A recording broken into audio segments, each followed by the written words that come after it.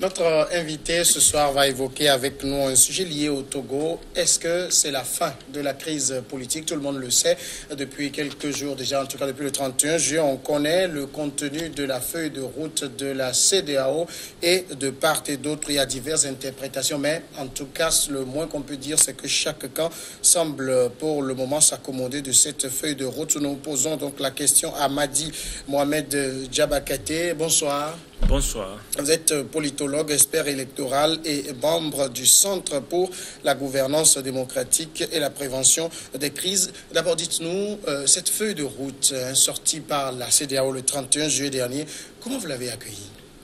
Bon, je pense que cette feuille de route n'était pas une surprise parce que depuis le début, nous avons essayé de dire aux uns aux autres qu'est-ce que la CEDEAO pouvait faire et qu'est-ce qu'elle ne pouvait pas faire. Et effectivement, en fin de compte, la CEDEAO a fait ce qu'elle pouvait faire, mais elle n'a pas cherché à répondre aux attentes des gens, mais elle a plutôt cherché à prendre en compte les obligations qui sont les siennes. Donc, il n'y a pas en réalité une surprise, mais je peux dire qu'il y a eu peut-être une déception pour plusieurs acteurs, mais la CEDEAO est restée dans le cadre des textes communautaires et des directives que ces textes donnent pour pouvoir régler les affaires de paix et sécurité dans l'espace. Donc, il n'y a pas eu, comment dit-on, ce séisme tant attendu. Est-ce qu'au moins, selon vous, la feuille de route règle le problème dans le fond? Bon, dans l'esprit, nous dirons que la feuille de route règle le problème parce que de grandes orientations sont données et des points clairs ont été également fixés. Voilà. Maintenant, tout dépend aujourd'hui de chaque acteur où on verra chacun tirer le drap vers lui pour dire ces points ont été pris en considération. Comme certains disent qu'ils ont à 75% été satisfaits, d'aucuns disent qu'ils sont à 100% satisfaits. Mais je pense que il faut aussi prendre le temps parce que je me dis, nous avons tous commenté cette sortie de la CEDEAO à chaud. On n'avait pas vraiment les documents officiels, mais on s'est plus basé sur les propos du secrétariat à chaud. Mais je pense que beaucoup doivent retourner sur le site de la CEDEAO et prendre les versions françaises et anglaises. Parce que nous nous sommes livrés à cet exercice et nous pouvons dire qu'il y a quelques différences surtout entre la version française et la version anglaise sur certains points. Et quand moi je parlerai ici sur ce plateau, je vais plutôt me concentrer sur ce que j'ai lu dans la version anglaise, que je trouve plus explicite. Et je suis tenté de dire que la traduction en français est vraiment restée approximative ou même parfois a fait disparaître certaines parties stratégiques. Mais dans tous les cas, quand vous prenez le document, la version anglaise, vous pouvez analyser en tant qu'acteur et dire que la CEDEAO est vraiment allée là où il faut. Elle a touché les points qu'il faut, elle a fait les observations. On pourra toujours revenir sur les points les uns après les autres. Alors, vous dites qu'il y a, quand on va sur le site, on voit une version anglaise qui semble être beaucoup plus explicite que la version française. Mais vous savez déjà qu'il y a un débat même sur la version française. On semble avoir deux versions de documents. Qu'est-ce que vous en dites? Non, effectivement, j'ai en ma possession, moi je dis qu'il y a trois versions. Oui. Il y a une première version paraphée qui a circulé, qui semble plus complète que même la version française officielle qu'il y a sur le site de la CEDEAO. Et donc, à côté de ces deux versions françaises, vous avez maintenant une version anglaise qui est un peu plus explicite. À titre d'exemple, si vous le permettez, je peux retourner juste au point 38. Au niveau du point 38, le point D, par exemple, le point 38 revient sur les réformes constitutionnelles. Voilà. Le point 38 aborde les réformes constitutionnelles. Mais quand vous allez au point D du point 38, on dit le renforcement du processus électoral. Ça s'arrête là-bas. Mais par contre, quand vous allez au point D du point 38, en anglais, il dit Consolidation of the electoral process, its smooth implementation and the full involvement of stakeholders in the Independent National Electoral Commission. En français facile. En français facile, ça veut dire d'abord, on part de la substance de base, réforme constitutionnelle. Donc ça veut dire que le processus électoral doit être pris en compte au niveau de la Constitution. Comme vous le savez, au Togo, la CENI, en réalité, n'est que sur une loi ordinaire. Voilà. Donc, une institution constitutionnelle. Voilà, ce n'est pas une institution constitutionnelle. Donc, le processus doit être pris au niveau de la Constitution. Maintenant, quand on vous dit le processus électoral doit faire partie des réformes constitutionnelles, ce n'est pas de la magie. Vous comprenez d'abord qu'il faut que la CENI soit inscrite dans la Constitution, qu'elle soit désormais constitutionnalisée. Ça, c'est la version anglaise. Voilà, ça, c'est la version anglaise qui le dit. Et on parle de implementation, donc ça veut dire ses principales attributions et sa composition doivent être prises en compte dans la Constitution. Et également, l'idée aussi, c'est la participation, les acteurs. Voilà. Donc, ça veut dire qu'il faut essayer de revoir comment est-ce qu'on peut mettre en place une CENI qui prend en compte tous les acteurs. Donc, ça nous ramène à comprendre que au niveau des réformes constitutionnelles, en dehors des deux tours de la limitation du mandat à deux, de la reconstitution de la Cour constitutionnelle, il y a également la consécration de la CENI en tant qu'institution constitutionnelle, ce qui suppose tacitement sa recomposition et la définition de ses principales attributions. Maintenant, une loi organique pourra toujours venir pour compléter plusieurs spécificités. Voilà. Donc ça, c'est un exemple. Vous retournez même à d'autres points comme, je pense, le point 39, où il y a également une préoccupation. Quand vous prenez la version française, elle dit ceci. La conférence des chefs d'État recommande l'adoption de ces réformes par la voie parlementaire en vue d'accélérer le processus de leur mise en œuvre. Le cas échéant, ces réformes seront soumises aux consultations électorales. Donc, c'est ce mot-là qui pose problème, le cas échéant. Maintenant, nous allons retourner en anglais. Il dit, the authority of head of state recommends the adoption of these reforms through the parliament in order to speed up the implementation process. Ça, c'est clair. Where necessary. Si nécessaire, ou where. Where.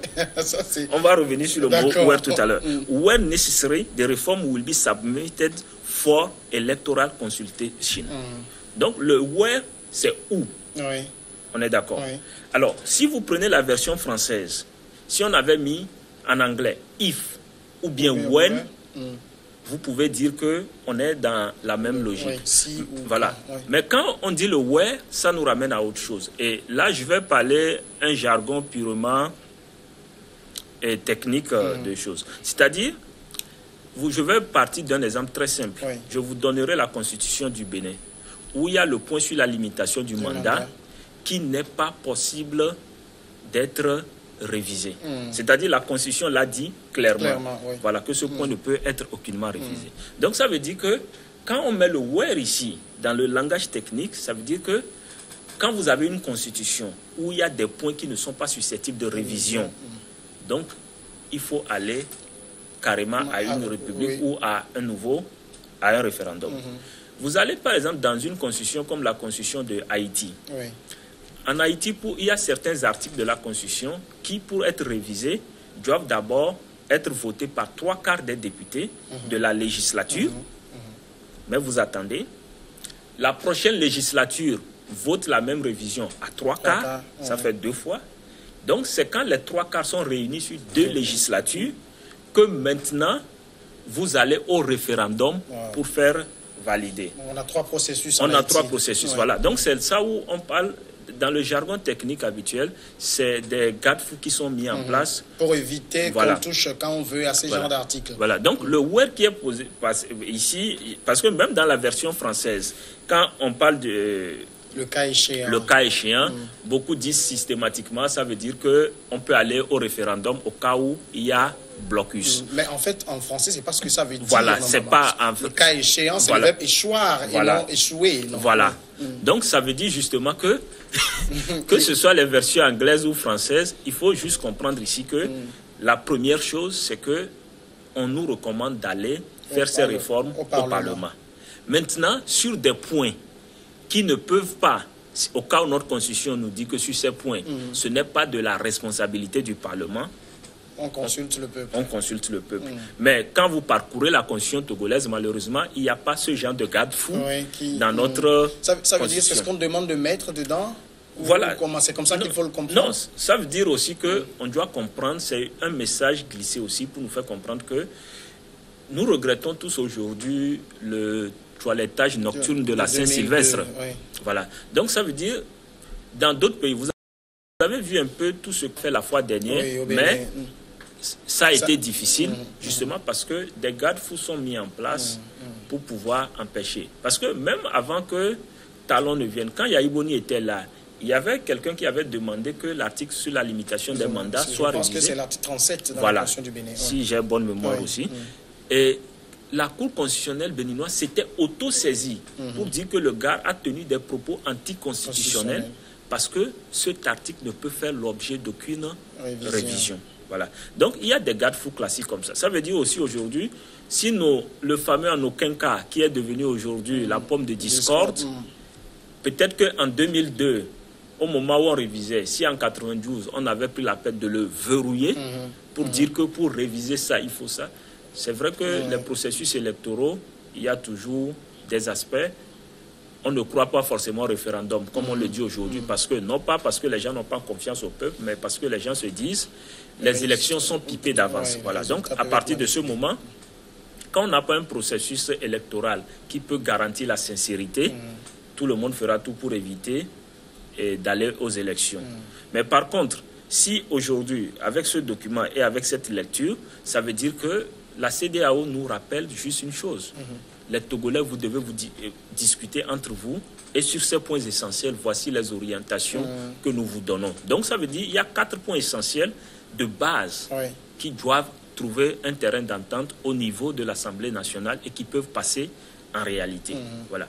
Parce que l'autre crainte aujourd'hui aussi, c'est que quand l'opposition continue pas à s'accrocher en son en aucun cas, parce que vous avez vu le communiqué de la coalition qui dit qu'on n'a rien dit au sujet du retour à la Constitution de 92.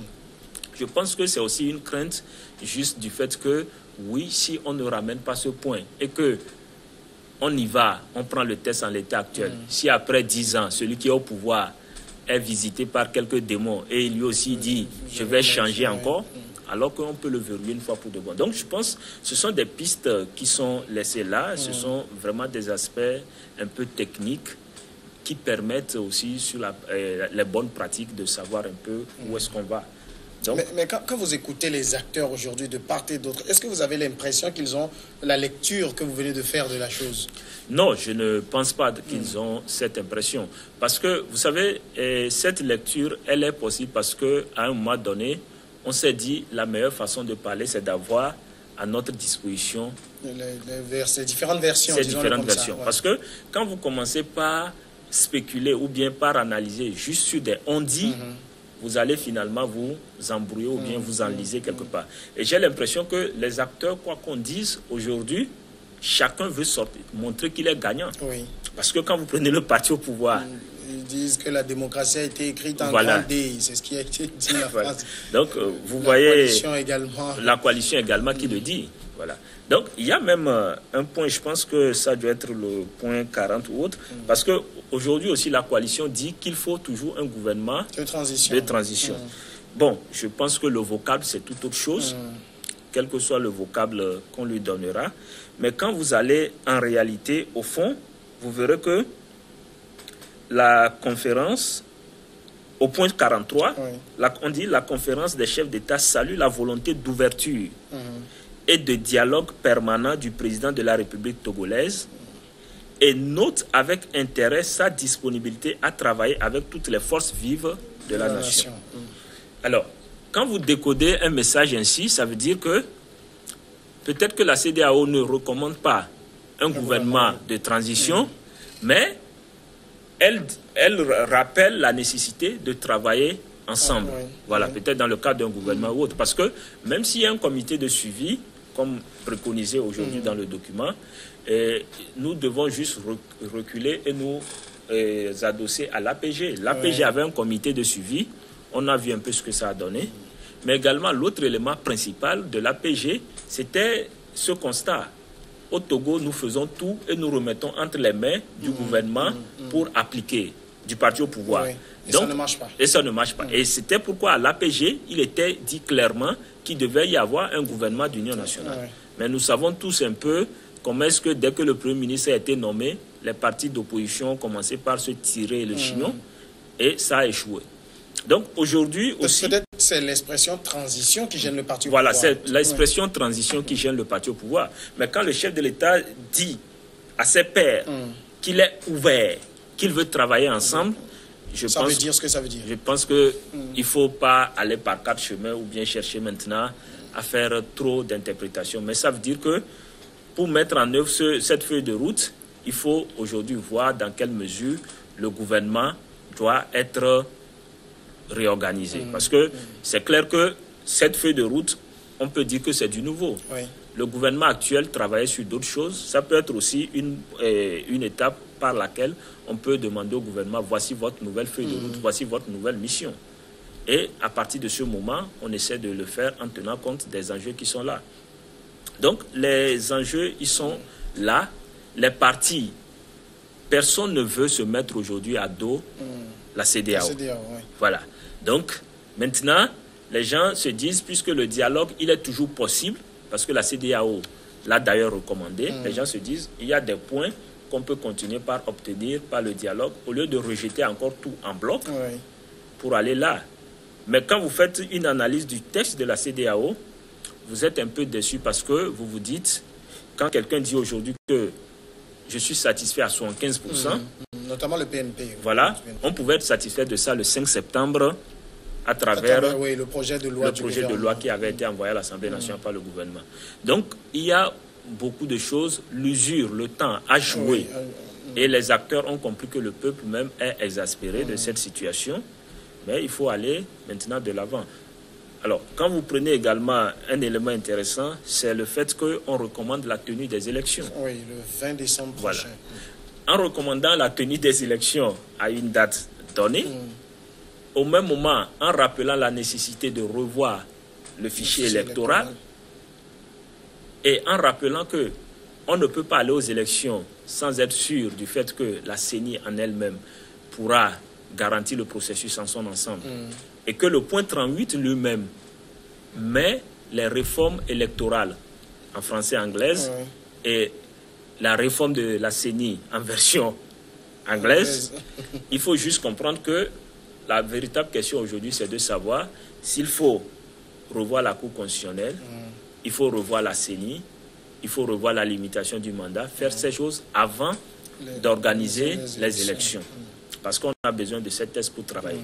Et quand vous réformez aujourd'hui la CENI, ça veut dire qu'il y a beaucoup de choses qui peuvent aussi être revues au niveau de la loi électorale et autres. Même la composition, pour que tout le monde se retrouve dedans, il y a beaucoup de choses. Alors, au regard de tout cela, est-ce que vous vous dites qu'on a sifflé la fin de la crise ou c'est maintenant qu'on est sur le starting block pour démarrer? Vous savez, quand on voit déjà les interprétations qui sont faites ça et là, on se dit, si on ne sait pas manœuvrer, on risque de voir la crise s'enliser. Donc c'est là où il urge aujourd'hui que ce comité de suivi se réunisse le plus tôt possible pour pouvoir s'entendre sur une feuille de route de mise en œuvre graduelle. Déjà même que sur le comité de suivi, il y a aussi différentes versions, j'ai envie de dire là-bas. Il y a aussi différentes versions. Mais c'est vrai que quand vous lisez, vous comprenez au moins une chose. Et quand vous allez à la version anglaise, elle est un peu plus complète et par rapport aux autres. Voilà, parce que le point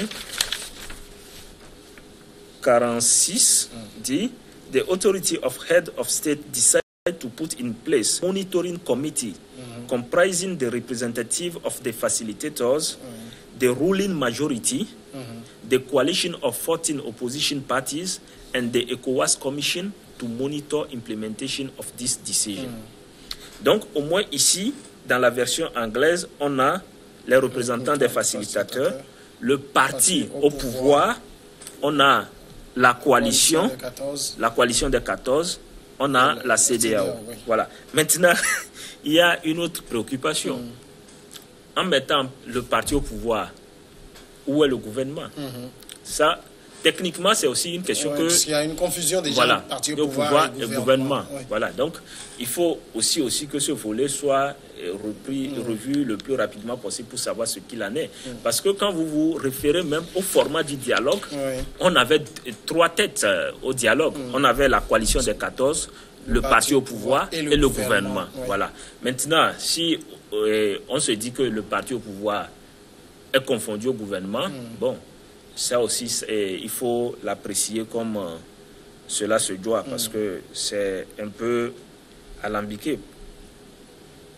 Donc, c'est un peu la situation. Le gouvernement fait défaut, mais tout dépend de l'allure qu'on veut donner au gouvernement dans cette posture. Alors, finalement, est-ce que pour les deux partis, que ce soit coalition des 14 ou le parti au pouvoir, est-ce qu'il ne serait pas mieux qu'au regard de tout cela et de tout ce qu'il y a comme interprétation, que les deux se retrouvent, fassent peut-être acte de grandeur et dépassent ces questions pour régler les problèmes? Oui, je pense que la CEDEAO nous a déjà montré la voie, parce que quand on dit les représentants des facilitateurs, ça veut dire que le lead revient en fait aux Togolais. Ils seront juste assistés des représentants des facilitateurs et surtout de la commission qui est là pour appuyer. Mais le mot revient aux Togolais. Donc à partir de ce moment, c'est à eux de se dire, voici comment est-ce que nous pouvons faire travailler ce comité. Parce que même si aujourd'hui, pour le parti au pouvoir, on n'a pas besoin d'un gouvernement révisé ou autre, il faut se contenter du comité. On a déjà l'opposition qui dit, on ne va pas seulement rester au comité pour être des observateurs, parce que l'observation, c'est bon, mais l'action aussi, elle est assez importante et pertinente pour suivre toutes les étapes du processus. Mais je reste convaincu qu'il faut maintenant arriver à créer un chronogramme, à se dire qu'est-ce qui doit être fait en premier, qu'est-ce qui doit être fait, ainsi de suite, et respecter les dates. Maintenant, techniquement, quand vous voyez tout ce qui est dit dans ce document, je pense que la date du 20 décembre reste une date indicative, comme on le voit le plus souvent. Et on dit à quelque chose malheur est bon, si on peut le dire ainsi. On peut dire que les différents toilettages de la Constitution de 92 ont permis d'avoir une disposition qui dit que l'Assemblée nationale reste en place jusqu'à... Et ça, personne ne semble critiquer cette disposition-là. Voilà. Donc, justement, s'ils sont en place, il va falloir qu'ils servent à quelque chose. Mais il y en a qui disent, c'est un certain nombre de juristes qui disent que après le 19 août, qui est la date de la fin du mandat des députés, 19 août 2018, que l'Assemblée va continuer mais ne peut pas connaître des réformes majeures. Oui, en fait, sur cette question aussi, nous sommes d'accord de cette interprétation. Parce que là, on suppose que c'est un gouvernement et une assemblée intérimaire. Voilà, on peut le concevoir comme ça. Mais quand c'est... Vous savez, les accords politiques ont toujours une façon à eux de s'immiscer dans nos textes de loi et consorts. Donc, cette assemblée, du moment où il y a eu un consensus sur le fait qu'elle est en place, et du moment où la Constitution elle-même le permet. Parce que, retournez d'ailleurs au poste de président de la République, on le dit aussi le plus souvent, qu'il reste en place jusqu'à l'élection de son successeur. Il ne va pas se résumer aux affaires courantes. Voilà. Donc je pense qu'il y a une pratique, il y a une idée, mais tout dépend de l'esprit de la loi. Et pourquoi est-ce que ce Parlement est en place? Est-ce qu'au Togo, nous voulons, dans le contexte actuel, un Parlement pour pouvoir exister et faire du travail, ou bien nous voulons juste éviter un vide parlementaire et nous maintenons des gens là-bas qui gèrent des affaires courantes, mais qui prennent aussi un salaire assez courant. Voilà, donc il faut qu'on soit aussi compréhensif. Mais tout dépendra des acteurs. Si vous me demandez un avis personnel ou une analyse personnelle, je dirais qu'avec cette nouvelle feuille de route de la CEDEAO, il faut que ce Parlement soit mis à contribution. Les gens discutent et le Parlement enregistre ou bien fait passer. Alors, Madi Diabakate, dernière question. Est-ce que vous pensez très honnêtement que ces deux camps qui n'ont pas réussi à aborder les sujets de fond pendant tout le round de dialogue qu'on a eu pourront réussir depuis le 31 juillet jusqu'à X temps à s'entendre sur l'essentiel? Non, je pense que tout dépendra du message que les populations vont envoyer. Aujourd'hui, cette feuille de route, même si elle ne satisfait pas les populations, elle l'apprécie à juste titre comme un début de solution. Voilà. Maintenant, quand les gens, ils vont pouvoir aller à fond sur certaines questions. Ce qui est sûr, dans le reste des dossiers, il n'y aura pas à discuter de si Faure doit quitter le pouvoir ou pas, ou autre. Mais il faut discuter des tests eux-mêmes, du contenu des tests. Et je pense que quand vous prenez, que ce soit la version française ou anglaise, du point 38, on n'a pas faire revenir le mot. On peut en discuter parce que je disais aux uns aux autres qu'en 2014, le gouvernement avait introduit un projet qui a été rejeté par l'Assemblée, mais qui comprenait le point en aucun cas. Donc on peut le faire. Tout comme dans la Constitution de 92, on avait un gouvernement de transition et il y avait des dispositions transitoires qui demandaient que les membres du gouvernement de transition ne puissent pas se présenter aux élections. Donc tout est possible, les nôtres peuvent le faire s'ils prennent conscience du fait que ils peuvent faire quelque chose par les Togolais, pour les Togolais. Et ce sera votre mot de fin. Madi Mohamed Diabakate, merci d'être passé dans cette émission. C'est moi qui vous remercie. Vous êtes politologue et expert électoral. On va marquer maintenant une pause de quelques minutes et on va revenir derrière dans Regard croisé.